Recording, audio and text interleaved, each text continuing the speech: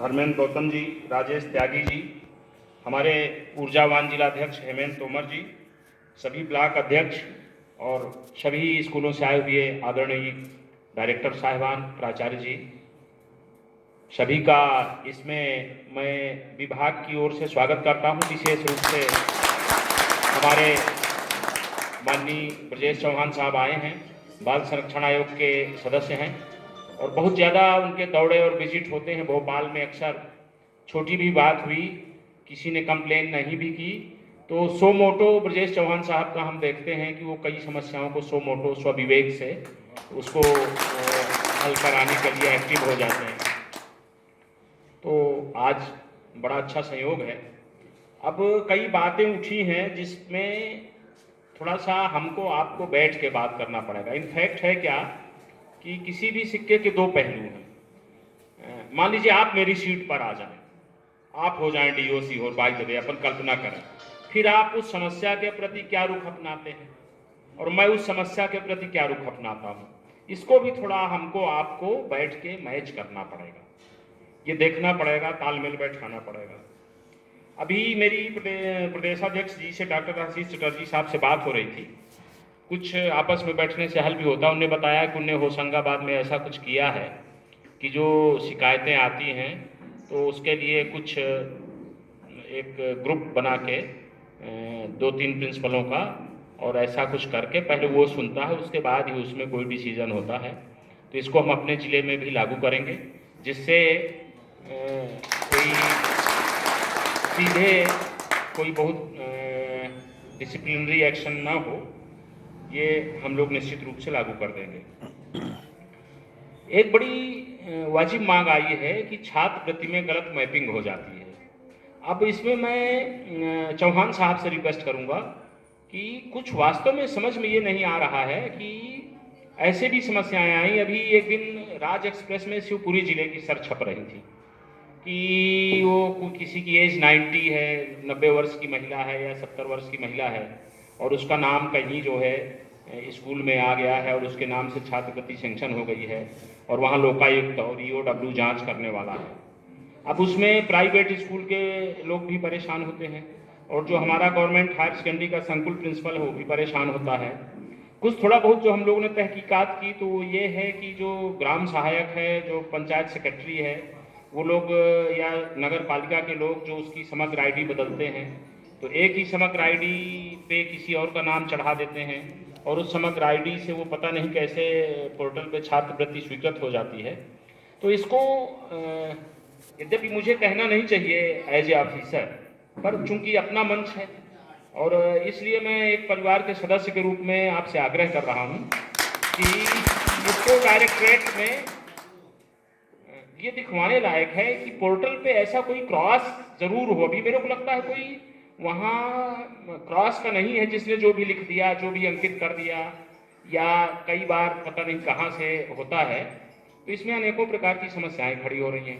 अभी कुछ आ रही हैं, जैसे हमारे जिले में भी कुछ आया है कि साहब ये गलती से, अभी कोई एक वक्ता हमारे सम्मानी बोल भी रहे थे कि वो गलत स्वीकृत हो गई है। अब उसको हम लोग ऊपर भेजते हैं तो कहते हैं साहब इसका कोई हल नहीं है और ये पता नहीं कहाँ से हो गई और क्या हो गया।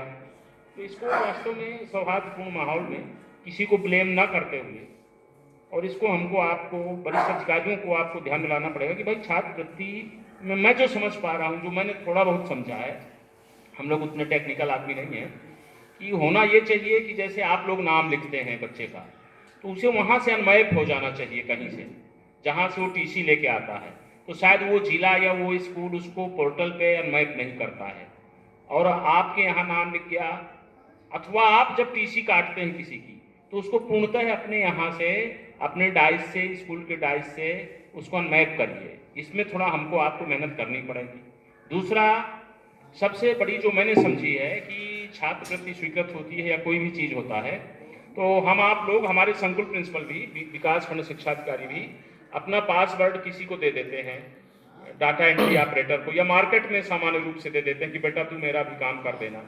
अब वो हो क्या रहा है कि वो बेटा दिन भर अपना काम करता रहता है, अपनी टाइपिंग कर रहा है, अपना और भी कर रहा है, जो भी कर रहा है, और जब 6, 7, 8 बज गए, जब कुछ काम नहीं बचा तब उसने आपका और हमारा काम चालू किया। सरकारी प्रिंसिपल भी बहुत परेशान हो रहे हैं बेचारे। अब वो थका मादा है और आजकल मोबाइल भी आ गया है, बीच बीच में उसमें भी ध्यान लगा रहा है, बीच बीच में आपके बैंक के खाता नंबर और समग्र आईडी भी फीड करता जा रहा है। और एक भी अंक गलत हो गया जाने अनजाने में तो पता नहीं किसकी छात्रवृत्ति कहाँ स्वीकृत हो जाती है। तो इसमें थोड़ा हमको आपको ये भी मतलब एज ए फैमिली मेंबर में ये सलाह दे रहा हूँ कि प्रयास अधिक से अधिक ये करें कि कोई आपका बंदा बैठ के, कोई आपका प्रतिनिधि बैठ के एक एक खाता नंबर, एक एक समग्र आईडी मिलवाए।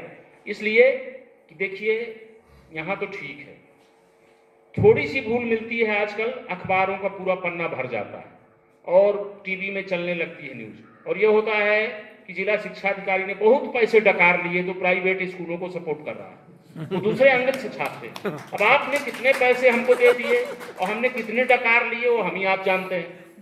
लेने देने वाले को तो कुछ पता नहीं है, थर्ड को जरूर पूरा पता है कि उसमें करोड़ों का बीच में लेन देन हो चुका है ना। तो वहाँ डीओ बड़ा असहाय सा हो जाता है, कलेक्टर और एसपी उसके ऊपर चढ़ाई बोल देते हैं कि तुम जो है अखबारों में छप रहा है, पूरा पन्ना भरा हुआ है और तुम जो है कुंभकर्णी मुद्रा में सोए हुए हो। ये स्थिति है। मतलब बैठकों में पूरे अधिकारियों के सामने कलेक्टर लोग और जो हमारे कमिश्नर लोग हैं वो हम लोगों को मतलब ऐसा शो करने लगते हैं जैसे हम लोग कोई जो है गैंगस्टर हैं, कोई गैंग बना के चल रहे हैं। तो वहाँ हमारी स्थिति, हमको अपनी नौकरी बचाने की आ पड़ती है, आपकी सुरक्षा हम नहीं कर पाते और अपनी भी नहीं कर पाते।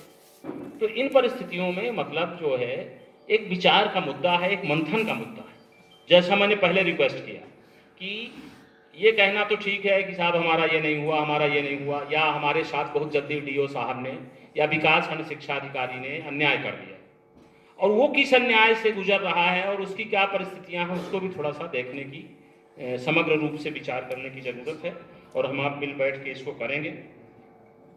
तोमर साहब कह रहे थे कि आपके अधिकारों के लिए लड़ाई करते हैं, कभी कभी मेरे से भी कर देते हैं, जैसा वो संकेत भी दे रहे थे। तो इसको जो है ठीक है, सेफ्टी वाल्व एक है, प्रेशर कुकर में प्रेशर बहुत ज़्यादा न बनने पाए, बीच वाली सीटी ही काम कर दे, तो इसमें हम कोई अन्यथा नहीं लेते। अपनों से प्रेम भी होता है, विवाद भी होता है और सब कुछ चलता है घर परिवार में, इसको हम कभी अन्यथा नहीं लेते हैं ना। इसके लिए मेरे को अच्छा लगा कि आपने मुझे यहाँ बुलाया और टीसी की जो आपकी मांग आई है उसको मैं जेडी साहब से बात करके हल कराने का प्रयास करूँगा। ये जो आरटी की बात हुई है इसको हम लोग निश्चित रूप से डीपीसी साहब से भी बात करेंगे और कलेक्टर साहब के नॉलेज में भी लाएंगे। आदरणीय ब्रजेश चौहान साहब ने भी कहा है जो 16, 17, 17, 18 की तृतीय किस्त की बात हो रही है, तो इसको हम लोग जिले स्तर से जो कार्यवाही अपेक्षित है उसको हम लोग ऊपर भिजवा देंगे। अगर हेमंत तोमर साहब आएंगे, आपके कोई भी डेलीगेट्स आएंगे कि भाई जिले से अभी क्या जाना बाकी है, तो अगर कोई यहाँ से प्रपोजल्स जाना बाकी है तो उसको विदिन अ वीक मैं प्रॉमिस करता हूँ कि मैं भिजवा दूंगा, भले ही मेरा वो ऑफिस। और आप लोगों से यही आग्रह है कि थोड़ा बोर्ड परीक्षा पैटर्न को भी आप बच्चों को बताइए। जो आप बात कर रहे थे कि अभिभावकों के मन में आ गया है, अभी जो एक बार शुरू में गवर्नमेंट स्कूलों में भी परीक्षा हुई तो ये हुआ कि बच्चा घर से किताब से लिखते जैसा यूनिवर्सिटी या दूसरे कर रहे हैं, परंतु जो हमारे मंडल के अध्यक्ष हैं आदरणीय जुलानिया जी, कल 3-4 घंटे उन लोगों 2 VC साहब ने ले ली। अभी तक कोई माध्यमिक शिक्षा मंडल के अध्यक्ष VC नहीं लेते थे। अब उनने अपना एक उनका विजन है, उनका एक तरीका है, तो बोर्ड परीक्षा में थोड़ा सा चेंज आ रहा है। 30 क्वेश्चन आएंगे। मतलब मैं इसलिए बता रहा हूँ कि इस मंच का उपयोग करके मैं अपनी बात आपके माध्यम से आपके बच्चों तक और समाज में, गांव में, सब जगह भेजना चाह रहा हूँ कि पेपर 80 नंबर का है पूर्णांक तो भी 100 नंबर का आना, या 70 नंबर का है जिसमें 30 नंबर का प्रैक्टिकल होता है, उसमें भी 100 नंबर का ही पेपर आने वाला है। 30 क्वेश्चन शुरू में दिए जाएंगे, OMR शीट में गोला काला करना पड़ेगा, ऐसा प्रयास उनका चल रहा है एक एक, तो 30 नंबर वो हो गए। फिर 15 में से 10 क्वेश्चन करना पड़ेगा, जो उनने बनाया है 3-3 नंबर के 10 क्वेश्चन। पहले जो होता था कि ये अथवा ये, उसको खत्म करके पूरे 15 क्वेश्चन दिए होंगे। 15 क्वेश्चन में 10 क्वेश्चन स्टूडेंट को हल करना है, वो 3-3 नंबर के रहेंगे और इसी तरीके से आगे 4-4 नंबर के 10 क्वेश्चन रहेंगे। थोड़ा सा ऑब्जेक्टिव में चेंज आने की संभावना है। अभी तक जो 4 ऑप्शन रहते थे अब 5 आना है, ABCDE, और अभी तक जो केवल एक ही सही होता था, हो सकता है 2 या 3 ऑप्शन भी सही। इसकी भी उनने पेपर सेटर्स की वीसी ली थी, तो इस तरीके का है कि आ भी सही है और सा भी सही है। तो थोड़ा सा देखिए, ब्लूप्रिंट आने वाला है, कल बोर्ड का टाइम टेबल भी जारी हो गया है। तो हमारा आपका जिले का जो एक रिजल्ट मध्य प्रदेश से अच्छा रहे, मध्य प्रदेश के एवरेज से हम लोग ऊपर रहें, ऐसा हमारा आपका सामूहिक प्रयास है। और आप आइए। एक चीज़ जरूर रिक्वेस्ट है कि कई बार फोन में टाइम ले लें तो पधारें। हम लोग भी बहुत अस्त व्यस्त टाइप के रहते हैं, अनेकों प्रकार का, कब कौन सी VC में, कौन से हाई कोर्ट में क्या वारंट कट रहा है, कहाँ से कौन सा जो है कंटेम्प्ट लग रहा है, अनेकों प्रकार का अधिकारी परेशान रहता है। वास्तव में क्या है कि जो कलयुग अब चौथे चरण में प्रवेश कर गया है ना, तो आपको लगता है कि मैं बहुत सुखी हूँ, अब मुझे लग रहा है कलेक्टर बहुत सुखी, वो बहुत आनंद कर रहा है, हमको बहुत डांट रहा, और कलेक्टर परेशान है, वो कह रहा है कमिश्नर बहुत सुखी है।